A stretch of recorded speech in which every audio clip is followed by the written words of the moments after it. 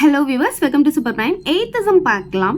Find the equation of the perpendicular bisector of the line joining the points அப்படின்னு சொல்லிட்டு ஏபின்னு ரெண்டு point கொடுத்துருக்காங்க. இப்போ பாருங்க, ஏ அப்படின்ற ஒரு பாயிண்ட் -4,2ன்னு சொல்லியிருக்காங்க. பின்ற பாயிண்ட் வந்து 6,-4ன்னு சொல்லியிருக்காங்க. இப்போ இந்த ரெண்டு பாயிண்ட்டையும் ஜாயின் பண்ணால் நமக்கு ஒரு லைன் கிடைக்குது இல்லையா?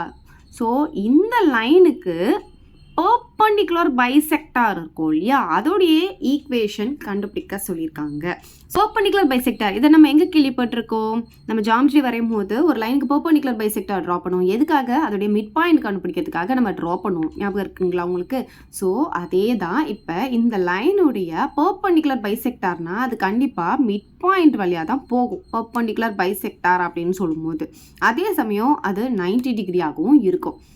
இப்போ பாருங்க, இதில் பைசெக்டார் அப்படின்னா என்ன அர்த்தம் அப்படின்னு பார்த்தீங்கன்னா, அது வந்து ஒரு லைனை ஈக்குவல் ஆஃபாக பிரிக்குது அப்படின்னு அர்த்தம். பைசெக்டார்னா அந்த லைனை ஈக்குவல் ஆஃபாக பிரிக்குது. அப்போ இப்போ இந்த பாயிண்ட்டுக்கு வந்து நான் எம் அப்படின்னு நான் நேம் கொடுத்தேன்னா, இந்த ஏபியை வந்து அது ஈக்குவல் ஆஃபாக பிரிக்கும் போது ஏஎம்மும் எம்பியும் ஈக்குவலாக இருக்கும். சரி, பர்பண்டிகுலர் அப்படின்னா இது ஏபிக்கு பர்பண்டிகுலராக இருக்கும், அதாவது 90 டிகிரியாக இருக்கும் அப்படின்னு அர்த்தம். ஸோ பர்பண்டிகுலர் பைசெக்டார் அப்படின்னு சொல்லும்போது இது இந்த லைனுக்கு 90 டிகிரியாகவும் இருக்கும், அதே சமயம் ஏபிக்கு மிட் பாயிண்டாகவும் இருக்கும். மிட் பாயிண்ட் வழியாக தான் அந்த பர்பண்டிகுலர் லைன் வந்து போகும் அப்படின்னு அர்த்தம். ஓகே, இப்போ பாருங்க, நமக்கு என்ன கேட்டிருக்காங்கன்னா இந்த பர்பண்டிகுலர் பைசெக்டாருடைய ஈக்குவேஷன் தான் கேட்டிருக்காங்க. ஸோ இதில் பார்த்தீங்கன்னா நமக்கு ஒரு பாயிண்ட்டும் கிடையாது, ஒரு ஸ்லோப்பும் கிடையாது, எதுவுமே கிடையாது. ஆனால் இந்த லைனுடைய ஈக்குவேஷன் கண்டுபிடிக்க சொல்லியிருக்காங்க. இது எப்படி நம்ம கண்டுபிடிக்க போகிறோம்னா, இந்த ஏபின்ற லைன் உள்ள ரெண்டு பாயிண்ட் கொடுத்துருக்காங்க இல்லையா, இதை வச்சு தான் கண்டுபிடிக்க போகிறோம். ஸோ இது மிட் பாயிண்ட் வழியாக போகுது அப்படின்னு சொல்லும்போது இந்த ஏபியுடைய மிட் பாயிண்ட்டை கண்டுபிடிச்சா நமக்கு எம் அப்படின்ற பாயிண்ட் கிடச்சிடும். அதே மாதிரி இப்போ இந்த லைனுக்கு ஸ்லோப்பும் நம்மளால் கண்டுபிடிக்க முடியும். ஏன்னா இது வந்து ஏபிக்கு பர்பண்டிகுலராக இருக்குது. அப்போ பர்பண்டிகுலர்னா m1 × m2 = -1 போட்டு இந்த லைனுடைய ஸ்லோப்பும் நம்ம கண்டுபிடிச்சிடலாம். அப்போ ஒரு பாயிண்ட்டும் ஒரு ஸ்லோப்பும் தெரியணும் போது இந்த லைனுக்கு நம்ம ஈக்குவேஷன் ஈஸியாக கண்டுபிடிச்சிடலாம். ஸோ இப்போ என்ன பண்ண போகிறோம்னா, ஏன்ற பாயிண்ட்டும் பின்ற பாயிண்ட்டும் நான் எடுத்து எழுதிக்கிறேன். ஏ பார்த்தீங்கன்னா -4,2 அண்ட் பி பார்த்தீங்கன்னா 6,-4. இது x1, இது y1, இது x2, இது y2.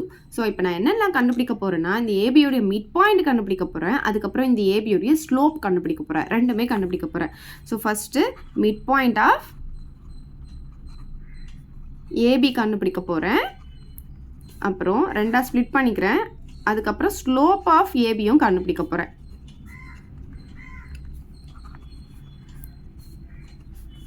சரி, இப்போ மிட் பாயிண்ட்டுக்கு நமக்கு ஃபார்முலா தெரியும் இல்லையா? ஸோ மிட் பாயிண்ட் ஃபார்முலா சொல்லுங்கள் பார்ப்போம்.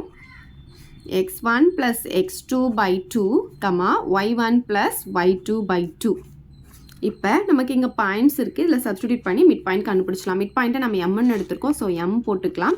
x1 + x2னா x1 வந்து இங்கே -4, x2 பார்த்தீங்கன்னா 6. இப்போ -4 + 6/2, y1 + y2, 2 - 4.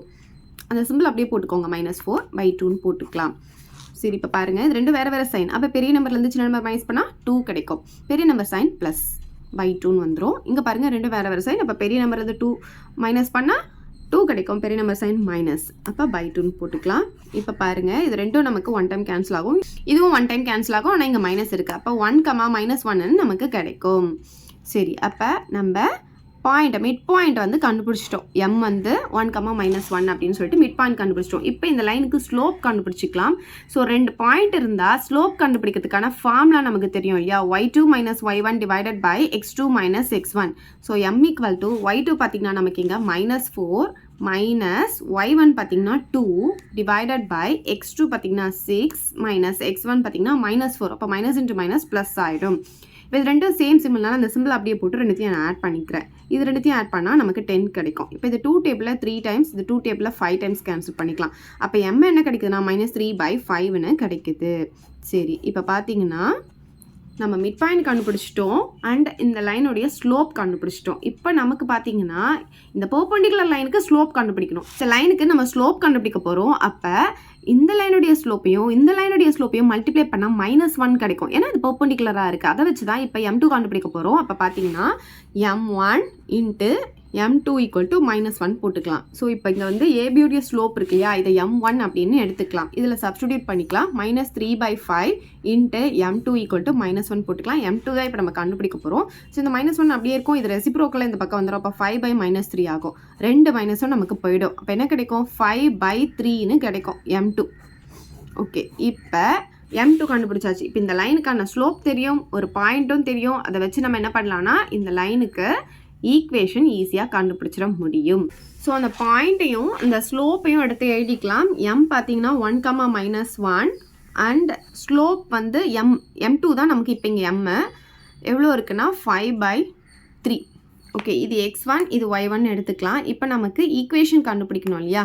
The equation of a line is, ஒரு ஸ்லோப்பும் ஒரு பாயிண்ட்டும் இருந்தால் நமக்கு ஃபார்முலா தெரியும் இல்லையா, y - y1 = m × x - x1. இதில் சப்ஸ்டிடியூட் பண்ணிக்கலாம். y - y1 பார்த்திங்கன்னா -1, அப்போ மைனஸ் இன்ட்டு மைனஸ் ப்ளஸ் ஆகிடும். m பார்த்திங்கன்னா 5/3, x - x1 பார்த்திங்கன்னா 1. இந்த 3யை நான் இங்கே கிராஸ் மல்டிபிகேஷனில் கொண்டு வந்துடுறேன். அப்போ என்ன ஆகும்? 3 × y + 1 = இங்கே வந்து 5 × x - 1 இங்கே அப்படியே இருக்கும். இப்போ உள்ளே மல்டிப்ளை பண்ணிக்கலாம். அப்போ 3 × y 3y ஆகும், ப்ளஸ் 3 × 1 3 ஆகும். இங்கேயும் உள்ளே மல்டிப்ளை பண்ணிக்கலாம். 5 × x 5x ஆகும், மைனஸ் 5 × 1 5 ஆகும். இப்போ பார்த்தீங்கன்னா எக்ஸ் y கான்ஸ்டன்ட்லாம் ஒரு சைடு கொண்டு வந்து ஈக்குவல் டு 0ன்னு போட்டுக்கலாம். இப்போ இங்கே எக்ஸ் வந்து பாசிட்டிவாக இருக்கிறதுனால இந்த சைடு நம்ம எல்லாத்தையும் கொண்டு போய்க்கலாம். அப்போ 5x இங்கே இருக்கிறது எல்லாமே இப்போ இந்த பக்கம் கொண்டு வந்துருங்க. என்ன ஆகும்னா -3y -3 ஆகும். அப்புறம் இங்கே இருக்கிற -5 போட்டுக்கலாம், இங்கே 0 போட்டுக்கலாம். அப்போ 0 = 5x - 3y. இது ரெண்டும் சேம் சைனால அந்த சைனை அப்படியே போட்டுட்டு ரெண்டுத்தையும் ஆட் பண்ணிக்கலாம். ஸோ இதுதான் ரிக்வயர்ட் ஈக்குவேஷன். ஸோ லாஸ்ட்டாக எப்படி எடுத்து எழுதிக்கலாம்னா, தி ரிக்வயர்ட் ஈக்குவேஷன் இஸ்